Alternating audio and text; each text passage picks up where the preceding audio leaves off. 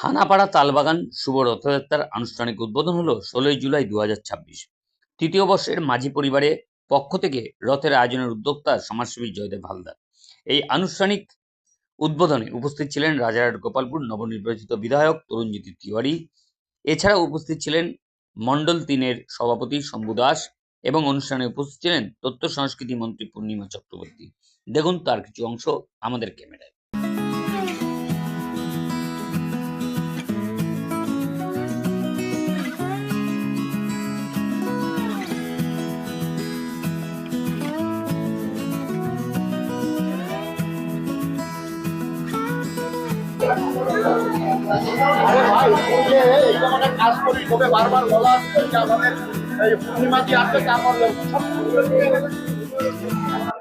কি বলবেন এই রথ নিয়ে?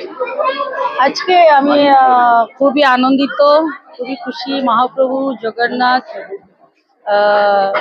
দেবের রথযাত্রায় উপস্থিত হওয়ার আমি সুযোগ পেলাম। আমি ধন্যবাদ জানাই সম্পূর্ণ মাঝি পরিবার এবং বিশেষ করে আমাদের প্রিয় দাদা জয়দেব দাকে, তার ওনার মেয়ে, ওনার জামাই হচ্ছে, সকল মিলে যে এত সুন্দর অনুষ্ঠানকে অনুষ্ঠিত করেছেন তার জন্য খুবই শুভেচ্ছা রইল, অভিনন্দন রইল। সকল জগন্নাথ ভক্ত মিলে আনন্দ করুন।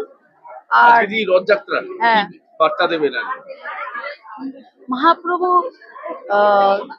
জগন্নাথ দেব, বলরাম দেব এবং বোন সুভদ্রা আশীর্বাদে সকলের জীবনে মঙ্গল হোক, সকলের জীবনে সকল জীবন আনন্দ ভরে উঠুক। প্রভু জগন্নাথ দেবের রথযাত্রা এবং সেখান থেকে আসা জয়দেবদার আমন্ত্রণে জাস্ট এটা মানে কলিযুগের দেবতা এবং তার কৃপায় যার পৃথিবীতে চলছে তার রথ টানতে পাওয়াটা সৌভাগ্যের ব্যাপার। পশ্চিমবঙ্গের সাথেও জুড়ে যাওয়া যায় কিছুটা। পশ্চিমবঙ্গে একটা উন্নয়নের রথ চলছে, রাস্তায় দড়ি আছে, যারা ধরতে পারবে তারা ভাগ্যবান। আজকে পরিবেশকে কি বলবেন রথযাত্রা?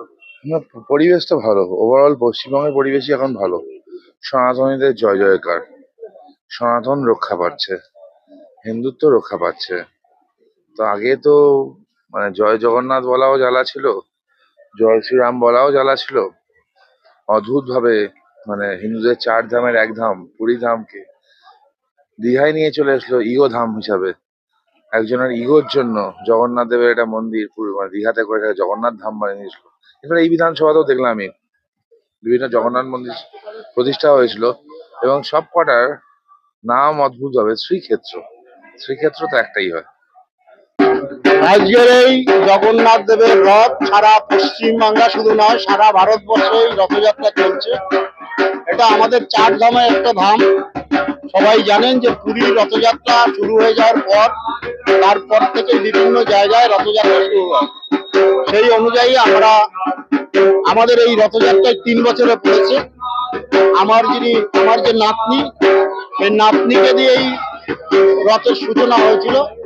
সেই রথযাত্রা আজকে ধাপে ধাপে এগিয়ে চলেছে। আশা করি আগামী বছরও এই রথযাত্রার আরো জগন্নাথের কৃপায় আরো সেইভাবে এগিয়ে যাবে এবং এই অঞ্চলের মানুষ প্রত্যেকে এই রথযাত্রায় অংশগ্রহণ করবেন। এই আমাদের কামনা যে জগন্নাথ পশ্চিমবাংলার মানুষকে বিশেষ করে ভালো রাখুক। তার কারণ পশ্চিমবাংলায় গত ৫০ বছর ধরে যে অরাজকতা চলছিল, জগন্নাথের কৃপা তার থেকে কিছুটা মানুষ অবসান পেয়েছে। তাই আজকে উৎসাহের সাথে সারা পশ্চিমবাংলায় রথযাত্রা চলছে। তারই কিছু অংশ হিসাবে আমরা এই তালবাগান থেকে আমরা একটা রথযাত্রার অনুষ্ঠানের আয়োজন করেছি।